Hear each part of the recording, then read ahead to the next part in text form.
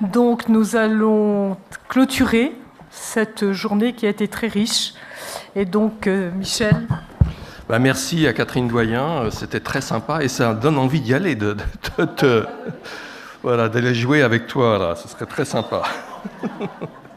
Bon, ceci dit, je vais être très bref, parce qu'effectivement la journée était dense, mais comme vient de le dire Catherine, il y a plein d'espoir avec les initiatives dont on a entendu cet après-midi, qui sont très très encourageantes. Manifestement, il y a des choses qui se passent, la recherche progresse, avance. On a vu ce matin, effectivement, dans l'identification, donc quels étaient les facteurs de risque, identifier au plus tôt possible, effectivement, les jeunes à problème, qui, avec ce risque de transition vers la pathologie psychique, et en particulier la schizophrénie. Et puis cet après-midi, on a vu qu'effectivement, il y avait aussi de nouvelles pistes très prometteuses pour la prise en charge précoce, et l'un ne va pas sans l'autre. Ce que je peux dire aussi, c'est qu'on a eu la chance d'avoir dans cette salle à la fois Madame la Ministre et Madame la Secrétaire d'État. Je pense que c'est un signe d'espoir aussi pour que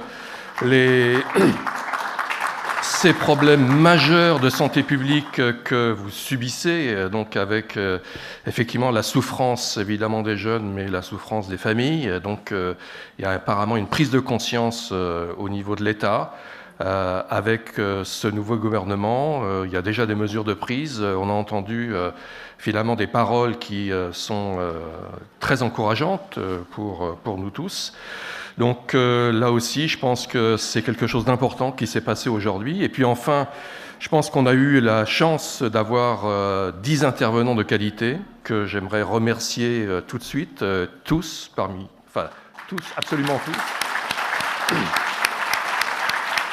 Et parmi ces intervenants, 3 membres du comité scientifique, je ne vais pas les citer, peu importe, pour vous dire qu'il y a un comité scientifique à l'UNAFAM qui s'implique avec beaucoup d'entrain, avec beaucoup le souhait effectivement de faire des choses, de contribuer au soutien de la recherche, en participant directement à la recherche pour la plupart d'entre eux, avec un certain nombre d'actions comme par exemple aujourd'hui organiser des réunions scientifiques, mais aussi les membres du comité scientifique sont à la disposition de délégations pour venir parler de tel ou tel problème, animer un groupe de parole, faire des conférences locales, etc. Tout ça entre dans le cadre des activités du comité scientifique de l'UNAFAM.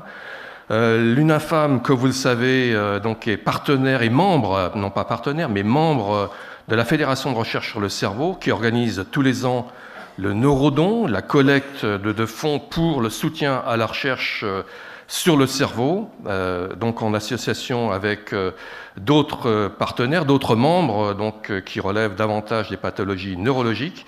Et il y a une action qui est lancée donc tous les ans, au mois de mars, après la Semaine du cerveau qui est organisée par le CD Neurosciences et qui tente de diffuser les avancées des connaissances donc sur le cerveau, les pathologies, les nouveaux traitements, etc. Donc à ce titre,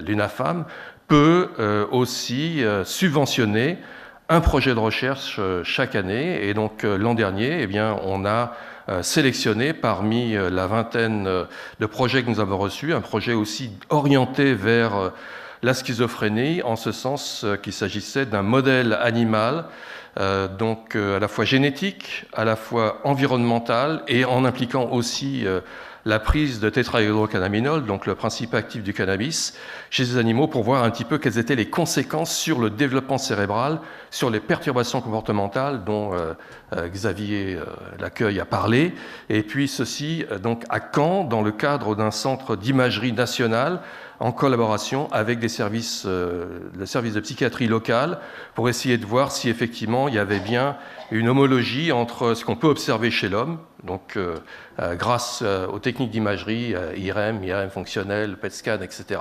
Et dans la mesure où la technique existe aussi chez l'animal dans ce centre, montrer qu'effectivement il y a une pertinence ou pas du modèle animal. nos modèles animaux est indispensable, comme on l'a vu avec le docteur Koukouli, donc, dont le responsable d'équipe, donc Uwe Maskos, était ici.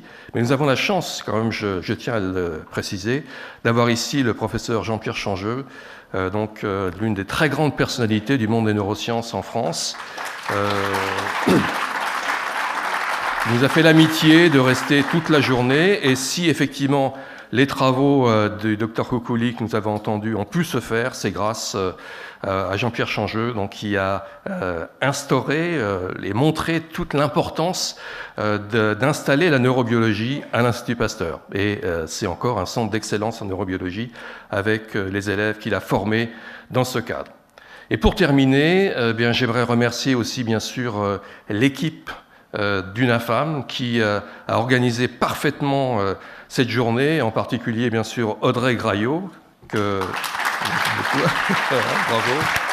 Et puis toutes ses collègues, bon, je ne vais pas les citer tous, mais effectivement, ça a été une journée remarquable. Moi, j'ai été très heureux d'être ici.